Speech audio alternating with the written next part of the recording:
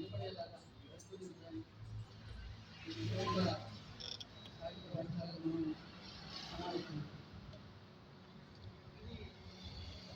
సందర్భం అనేది మనందరికీ తెలిసిన సందర్భం.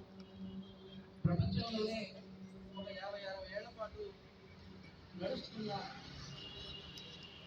విప్లవోద్యమ చరిత్ర అనేది మరి ఎక్కడా కనిపించదు. ఇది కూడా మన దేశంలో వచ్చేటప్పటికి ఎంత మహోన్నతంగా పోరాటాలనుకున్నా అది ఏడాది 2 ఏళ్ల కల్లా అణచివేతకి వెనుకంజ గురైనాయి. నక్సల్బరీ వారసత్వాన్ని అంచెలంచెలుగా కొనసాగిస్తూ ఈ రోజున భారత విప్లవోద్యమం అనేది ఈ రోజున దాదాపు 65 ఏళ్ల పైగా కొనసాగుతున్నది.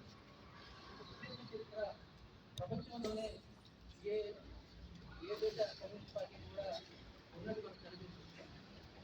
అలాంటి విప్లవోద్యమం మీద ఈ రోజున అదేవిధంగా రంగుతున్న అణచివేత కూడా గతంలో భారతదేశంలోనే 1857 రూపాయల తిరుగుబాటు లేదు ప్రథమ స్వతంత్ర పోరాటం ఉంటాం కదా, అక్కడి నుంచి వచ్చుకుంటే ఈ రోజు కూడా ఇంత నిర్బంధం ఒక ఉద్యమం మీద ఈ దేశాన్ని ముక్తి చేస్తాను, ఈ దేశ ప్రజల స్వేచ్ఛని నేను కాపాడతానని ఇంత తీవ్రమైన గమనికాలను అణచివేత ఉంటాయని కూడా ఇదే మొదలుతారు. గతంలో ఇప్పుడు కూడా ఇన్ని లక్షల సైన్యం ఇంతకాలం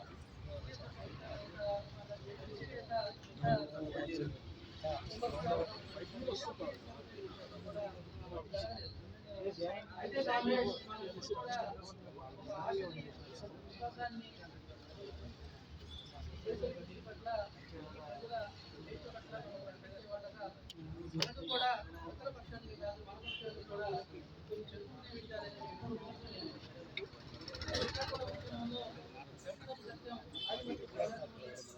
వాళ్ళు రద్దు చేసిన తర్వాత వెంకటరామ ప్రభుత్వం ఇంకా మావోయిస్టులు అర్థమైపోయారు, నక్సలైట్లు అర్థమైపోయారు, ఇంకా నక్సలైట్లు అనేవాళ్ళు అన్ని ఈ భూమి మీద పుట్టరు అని మాట్లాడారు.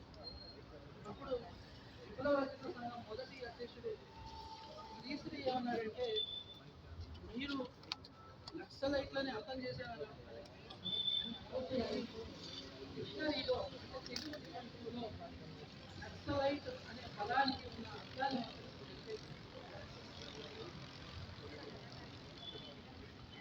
అది దాన్ని ఎవరు చెప్పి ఆ నక్సలైట్ అనే చెప్పలేరు అని ఆయన అన్నాడు. అలాగే ఈ రోజున మనం చూస్తే నిన్నటి దాకా కూడా భారత విప్లవోద్యమం మీద పెద్ద ఎత్తున అణచివేతను ప్రయోగించిన వాళ్ళు కూడా నేరుగా మావోయిస్ట్ పార్టీ అని కానీ లేదు మావోయిస్టులు అని కానీ మాట వాడేవాళ్ళు కాదు. ఎక్స్ట్రీమ్ లెఫ్ట్ అని లేదంటే ఉగ్రవాదులని వీళ్ళందరూ కూడా తీవ్రవాదులు ఉగ్రవాదులు అన్ని కలిపేసి మాట్లాడుకునేవాళ్ళు.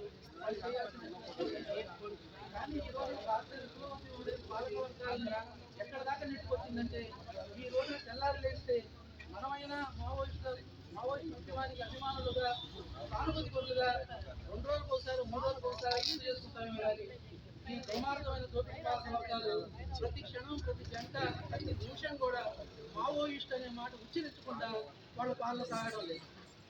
ఆ మాటల్ని ఉచ్చరించి వాళ్ళు లేని భారతదేశాన్ని సృష్టిస్తామని చెప్పుకునేదాకా కూడా వాళ్ళకంటే జారిపోతుంది.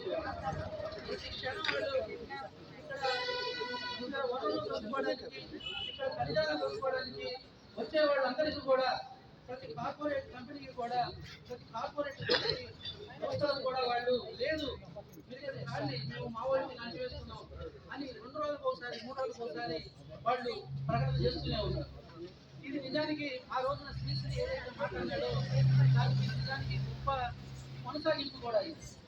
ఈ రోజున అసలు మనం ఆలోచించాల్సింది కూడా ఇంత విషయాల దగ్గర కూడా మనం ఆలోచించాల్సింది మావోయిస్ట్ అనే మాట వాడకుండా మావోయిస్టుల గురించి ప్రస్తావన లేకుండా వాళ్ళ ఉన్న భూభాగాలు వాళ్ళ ఉన్న సంఖ్య వాళ్ళ ఉన్న స్థితిని చెప్పకుండా ఈ రోజున మన దోపిడీ మన అవతల పక్షంలో ఉండే పాలక వర్గాలకు తెల్లారడం లేదంటేనే అది ఇన్నాళ్ళుగా 55 ఏళ్లుగా అది నిలబెట్టుకున్న క్రెడిబిలిటీ అది కాపాడుకుంటూ వస్తున్న గొప్ప సాంప్రదాయం విశిష్టత. ఈ రోజున మనం ఆ విశిష్టతని ఆ సాంప్రదాయాన్ని కాపాడడంలో కూడా భాగంగా ఈ రోజున ఇక్కడ మనం కలుసుకున్నాం. ఈ సాంప్రదాయాన్ని ఈ విశిష్టతని మనం ముందుకు తీసుకెళ్ళాలి. ప్రతిఘటన మనకి చేతనైన మనందరం కూడా ఈరోజు ఆలోచించాల్సిన విషయం ఏంటంటే చనిపోతున్న వాళ్ళ గురించి ఎలాగో బాధపడతాం, కన్నీళ్ళు పెట్టుకుంటాం, కానీ మిగిలిపోయి ఉన్న మనం ఏంటి అని. మనుషులుగా ఈ రోజున మిగిలిపోయిన మనం ఏం చేయగలం? ఆ కన్నీళ్ళు ఒత్తుకోవడంతోనే మనం ఆగిపోతామా? లేదు, ఒక బోనస్ గాను లేకపోతే ఆ విప్లవ కార్యకర్తలు, ఆ విప్లవోద్యమం మనకు ఒక జీవితాన్ని ఇచ్చింది, ఒక బోనస్ ఇచ్చింది. ఈ జీవితాన్ని సార్థకం చేసుకుంటాం. సాధకం చేసుకోవడం కోసం ఏ రూపాల్లో మనం ఇప్పుడు జరుగుతున్న భారత విప్లవోద్యమాన్ని మీద జరుగుతున్న దాడిని సాంస్కృతిక రంగంలో, సామాజిక రంగంలో, అన్ని రంగాల్లో కూడా వీటన్నిటిలో కూడా మనం మనకు శక్తి మేరకి మనుషులుగా, కనీసం మనుషులుగా నాగరికత చరిత్రలో మనుషులుగా ఎదిగొచ్చిన మనం, మనకు చేతులు ఉన్నాయి.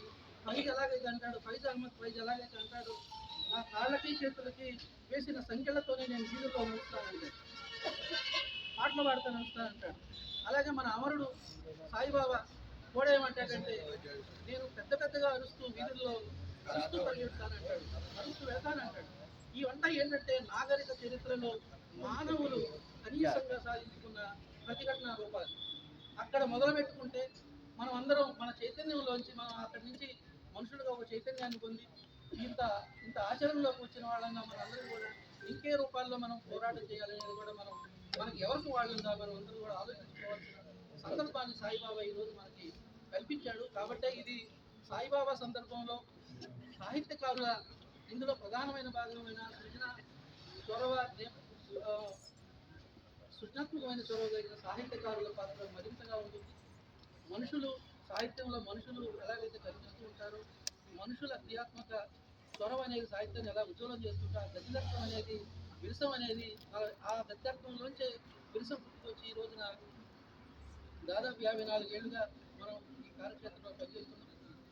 ఈ సాయిబాబా సందర్భాన్ని మనం గుర్తు చేసుకుంటూ ఈ 2 రోజుల మహాసభలకి మనం సంసిద్ధం అవుతూ, ముందుగా విరసం పతాక ఆవిష్కరణ ఉంటుంది. మా సీనియర్ సభ్యుడు అరుణ్ గారు విరసం పతాకాన్ని ఆవిష్కరిస్తారు.